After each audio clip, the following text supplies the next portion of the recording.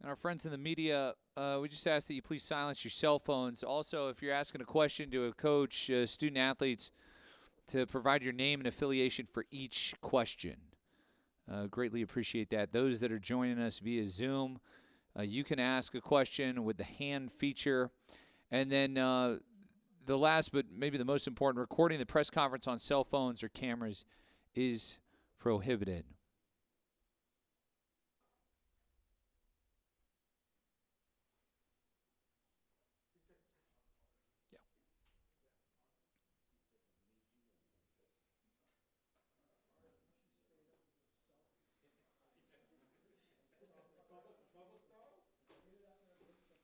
Really excited to welcome to the stage the North Carolina Tar Heels, 22 and 13, 13 and 7 in the ACC. Is R.J. Davis, who is second team All Conference this year, and Seth Trimble also joining us. R.J., before we open up questions to the media, just your excitement and last night and seeing your name on the board. Um, um, I was very excited seeing our name pop up on the screen and being in the play-in tournament, just getting the opportunity to play. It's March Madness. I mean, this is what you play for. You set a goal at the beginning of the year to be in this tournament and succeed. So just to see our name pop up on the screen, I was just overly excited. I had a smile across my face, and I was ready to hoop. Seth, the same question.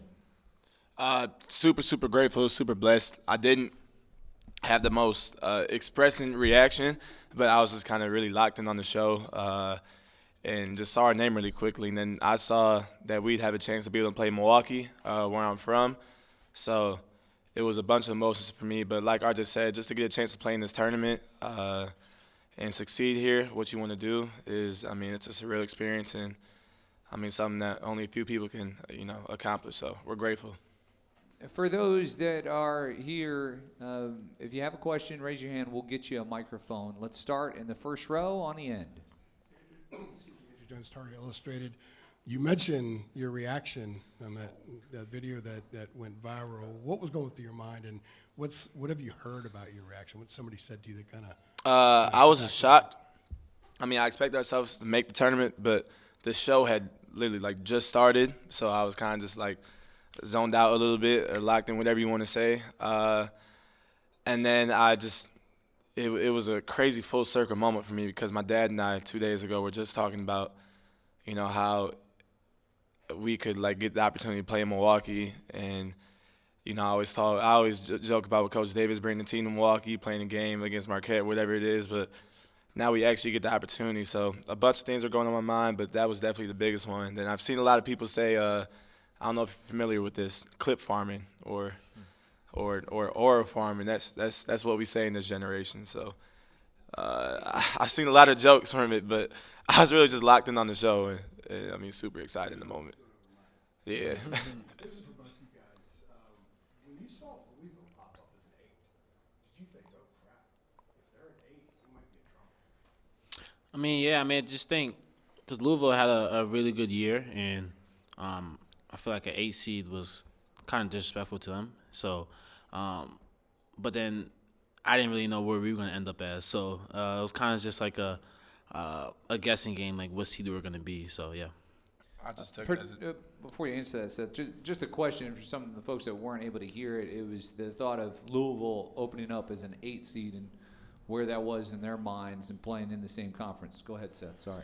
I just took it as a sign of disrespect to our conference, honestly. I know we've had somewhat of a down year this year in the ACC, but I feel like every single year, once it comes to March, the ACC does a great job, but I think it was just a little bit disrespectful. Louisville had a great year. They had a really good tournament run in the ACC tournament, so that's all I really saw it as. I wasn't worried about for us. On the other side of the aisle in the first row.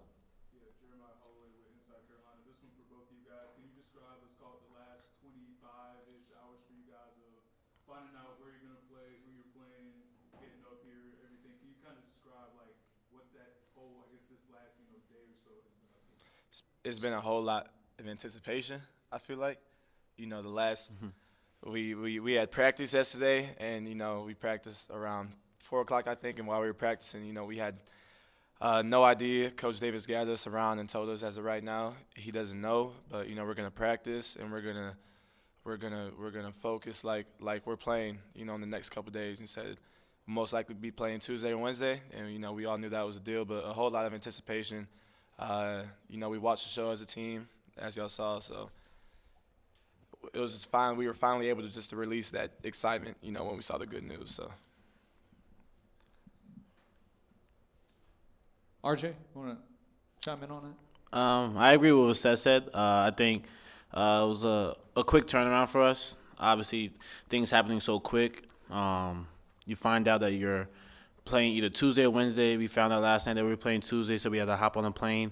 Just didn't know what time we were leaving yet. And then just mentally getting ready to play our best game. Because obviously travel happens, and you got pack and understand that you're going down there to play a game, and then hopefully, God willing, be ready to fly the next day or the same night over to Milwaukee. So it's really just like a mentally preparing yourself for traveling, but at the same time going to win some games. So quick turnaround from practice to watching the selection show Sunday, and then just going back to your apartments and just getting ready for a road trip. Second row on the end. Adam Smith with Inside Carolina. Guys, hello. Just wanted to ask, if you think about this season as a whole, all the way back to Kansas, Maui, so much has happened and gone on, the ups and downs. Do you in any way look at getting into this tournament as sort of like a clean start or a clean slate, given the ride that this thing has looked like this season? RJ? Yeah, 100%. I think anytime you enter March, it's a new season. And given the way our season went, it's been an up and down year, but been very fortunate and grateful for the opportunity we've had to be in this tournament and kind of have like a clean slate. It's 0-0. What happened in regular season, what happened in the AC tournament is now in the past, and we're focused on winning some games in March. So you got to have that mindset and that mentality going into it, because it could be anyone's game. And I think that's been shown previously throughout the whole years of March Madness. So, but it's a fun time. And at the same time, it's just like one game at a time. And you got to have that approach. You got to have that preparation going into each game, each practice, because it could be anyone's game. So it's a clean slate for sure. Seth? I agree absolutely what Archie said. It's a clean slate.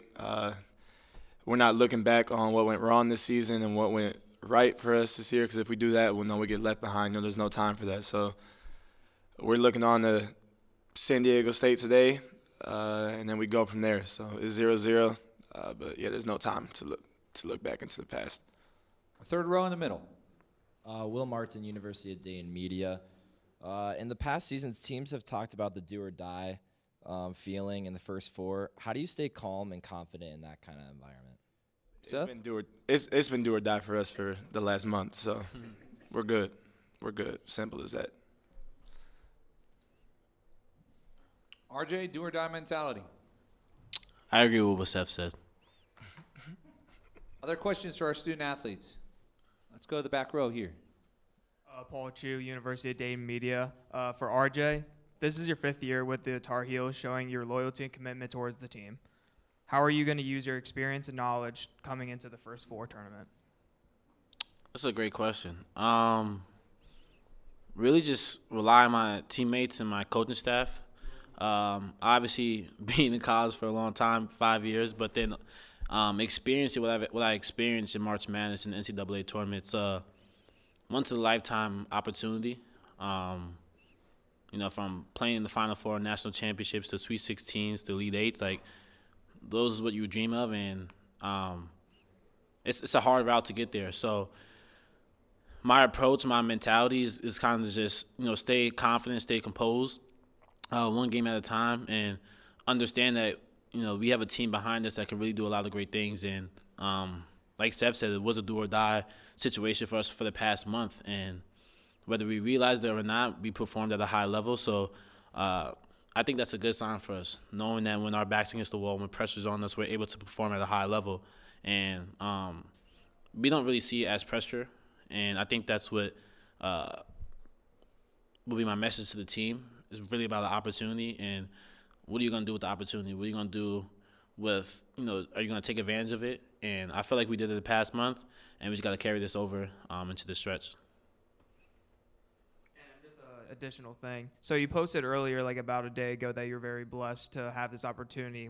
Can you further explain what you meant by that post? Yeah, I mean, I just rely my relationship on with God and putting all my faith and trust into Him. And He doesn't make any mistakes. You may always have questions of why things are happening to you and why things may not go your way, but I lean on Him when times are rough and even when they're going well for me. And what I meant by that is just I'm blessed to be in another position to put on this jersey one more last time because this is my last year playing basketball, so I want to go out with a bang. And God just told me He wasn't done with me yet, so I'm just really just take full advantage of it. Other questions for Seth and RJ?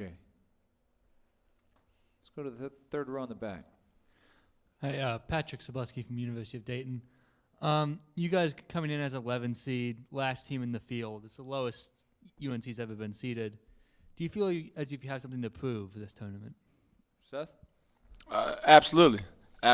I think we've all kind of felt the hate, the disagreement, all that from everybody outside of the Carolina family and fan base. So, I mean, we're just running with it. We definitely feel like we got something to prove. We wanted to be better this year, but, we deal with the cards at hand. So, absolutely. RJ? Yeah, 100%. I mean, for us to, be considered 11 team and you have, people asking, do you guys think you're a tournament team? Like, that irks my soul because I know we are and I know what we're capable of. So it's really just about proving ourselves right rather than people wrong. RJ, when the Tar Heels are at their best, what does that basketball look like? When the Tar Heels are at their best, that basketball is so much fun to watch. You watch us get up and down in transition. You watch us for a full 40-minute game executing our defensive game plan really well. We're sharing the basketball. Like, it goes down the list. You have multiple guys that can score double figures any type of night, and we lay our hat on whatever it takes. And that's been a huge emphasis for us. Coach Davis came up with that motto, and each game we always ask ourselves, we always tell ourselves whatever it takes to win this game. And that's Carolina basketball for you, and that's when we're moving the right path and succeeding. And then, Seth, the best quality of this basketball team? I think just the heart and the passion that we've shown in spurts throughout the year. That is absolutely there. We haven't shown it every single minute of the season. We haven't shown it every game, but when it's there, you just feel and see kind of how much it raises the whole just level of this team. So let's go to the third row on the aisle. Luke DeCock from the Raleigh News and Observer. For either of you guys, wanted to talk a little bit specifically about sort of Friday night and kind of after the Duke game. You've got a day and a half till the selection show. Everyone's saying you're still in, now you're out. How did you guys sort of manage those emotions? Obviously, you go ahead and practice, but that there's so much uncertainty and it's out of your control now. How did you guys kind of deal with that, and what were those emotions like? Seth? For me, personally, I was able to control myself. I was okay. I was confident when I was talking to the media and they were asking all these questions after the game. I was very confident that, we put ourselves in a good enough position just to get a bid in this tournament. And then, I didn't worry because my dad always tells me, what God has for you, no man can be against. So, if he puts us in the tournament, we're in the tournament. If he doesn't put us in the tournament, then we're not. Whatever happens is because of him, and it's just the right thing, whether we appreciate it or not. So I was able to be at peace with it. RJ? Yeah, I completely agree with what Seth said. I just think after the game, Friday going into Saturday, you have like a lot of emotions and feelings, thoughts about what's next, what's going to happen, the uncertainty level. But I think worrying about it is out of your control. Like, we have no control of whether we're going to make the tournament or not, and it was all up in the air, and it was all up in God's hands, and that's when you lean on Him the most, and that's where where Seth is saying, and when I'm saying, like, all of our faith and confidence was leaning on the Lord, and like, yes, we're mad about the game, but at the same time, we still had prep, and we knew, we understood that we could be possibly playing Tuesday, so it was kind of just like a, deal with your emotions now, but then be ready and be prepared to play Tuesday. So that was really just everything that happened within the next, 36, 48 hours. Any more questions for our student athletes? RJ, Seth, we really appreciate your time. We're really excited to watch you play tomorrow night. Thank you, you, sir. appreciate it. Appreciate y'all. Oh, yeah. Good luck.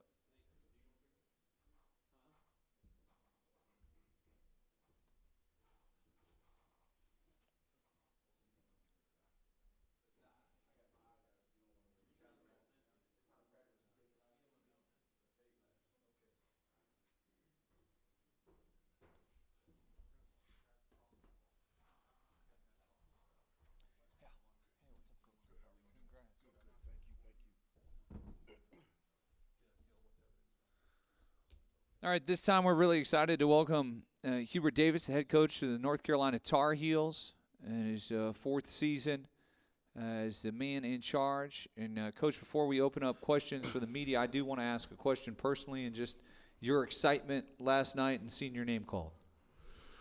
Well, yeah, I mean, it's the excitement was seeing the reaction of the guys when they saw our name being selected to the NCAA tournament. As a coach,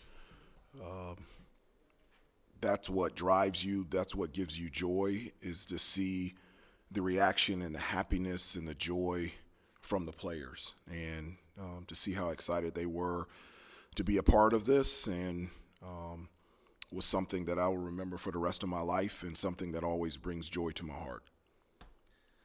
Open up the floor for questions. Let's go to the third row on the end.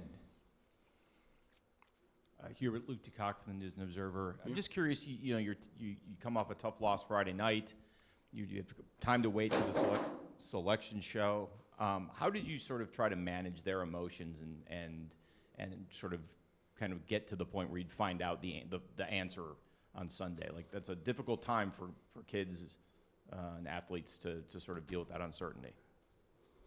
Well, I never looked at it in regards to managing their emotions. I mean, one of the things that, we were all frustrated of how, Friday night turned out in the game versus Duke. My concern was with the players in regards to basketball.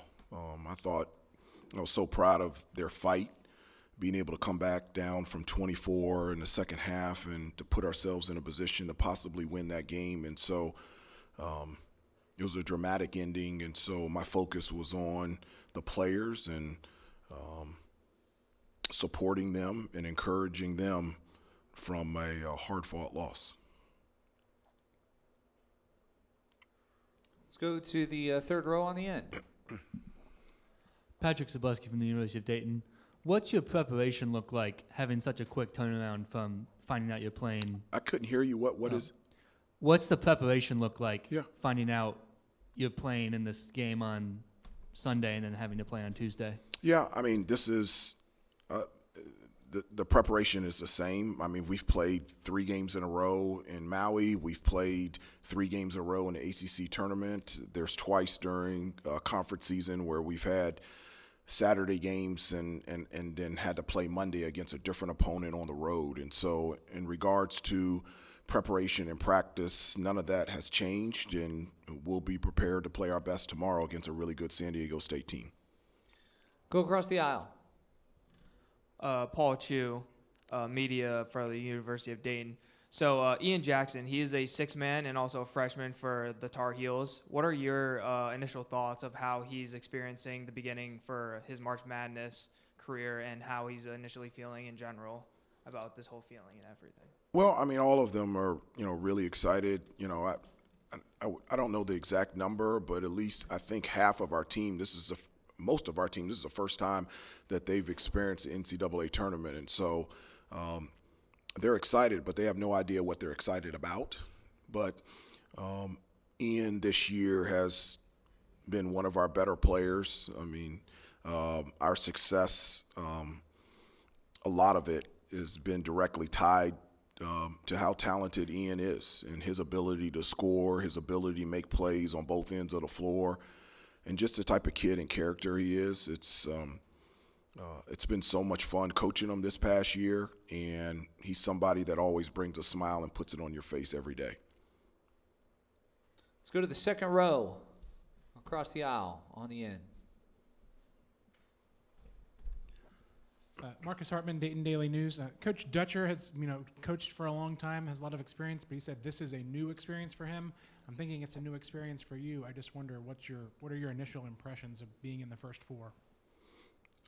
It's really not a new experience to me. It's a basketball game, and we're preparing the same way that we've prepared all season. One of the messages that I consistently tell the guys is focus on what is real, and what we have control over is our preparation, our practice, and our play, and the process in which we do it. And we'll be detailed in our approach and our practice today, and have a good shoot around tomorrow, and be excited and be ready to play tomorrow night. Have you been here before? Do you have any history First time. here? First time here in Dayton, so it's really exciting for me to be here.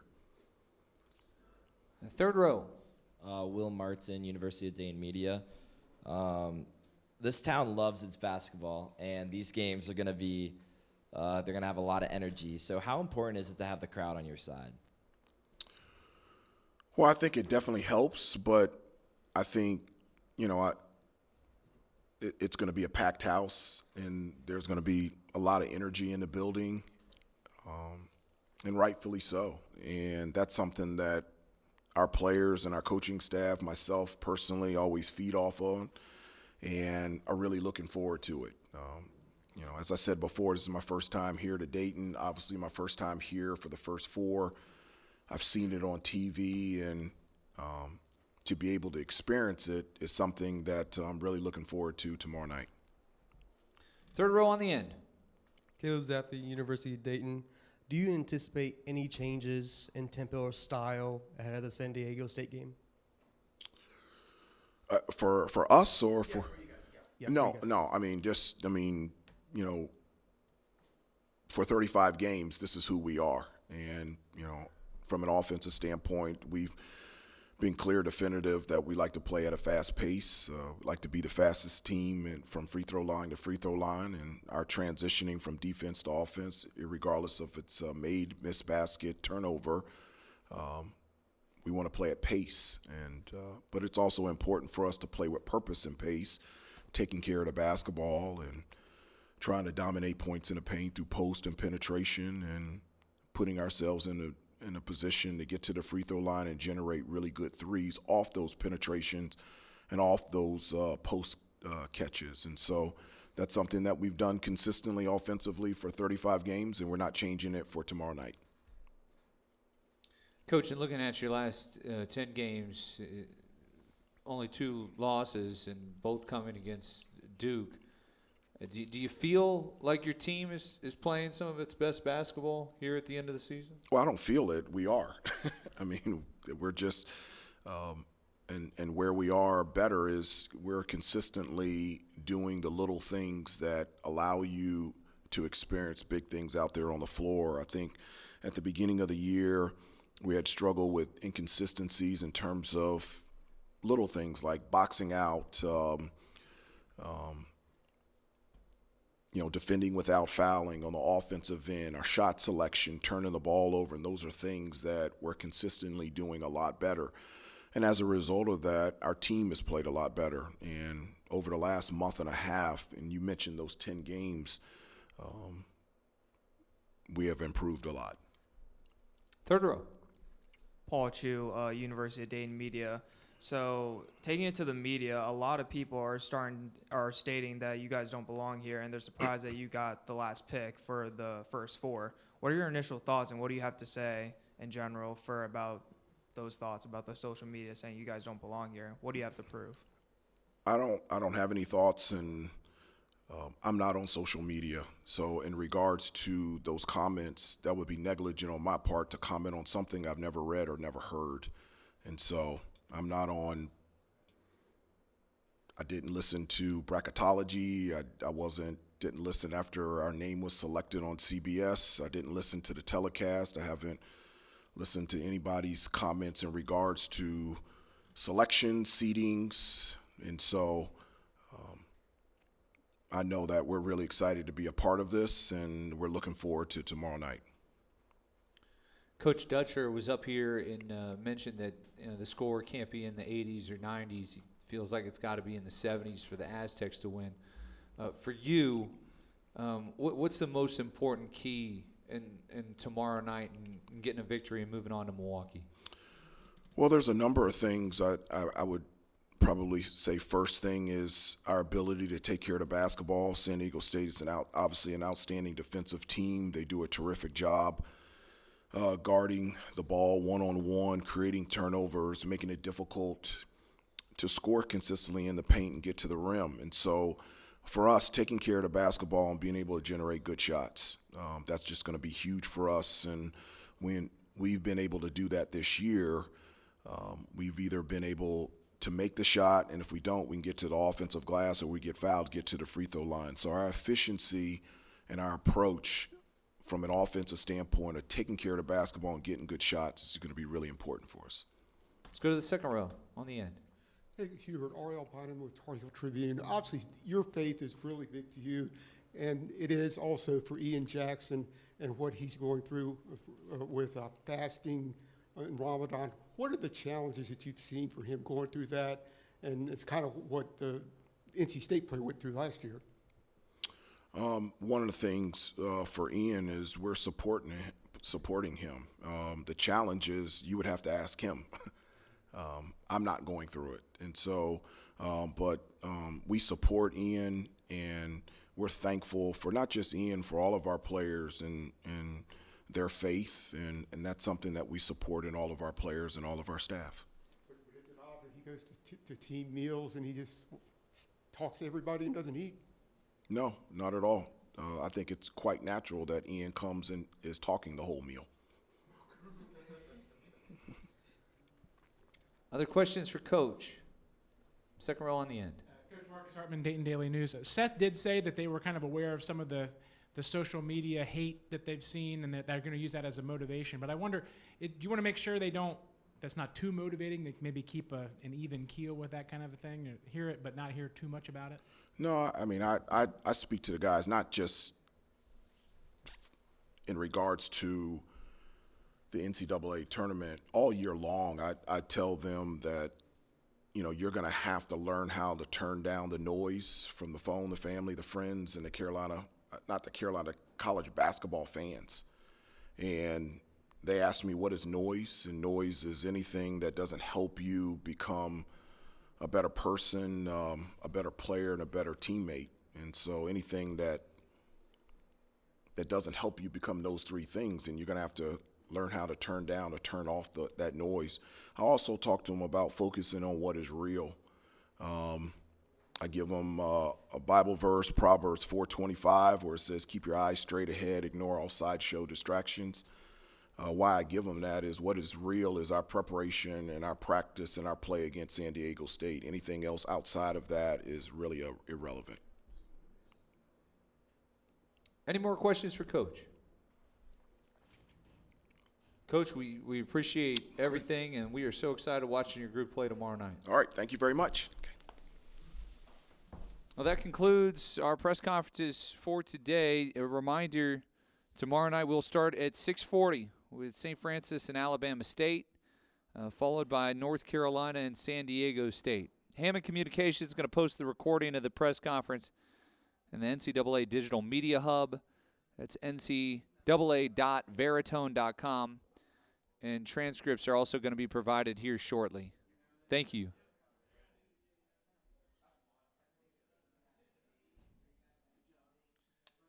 Man, I was surprised there wasn't more Tar Heel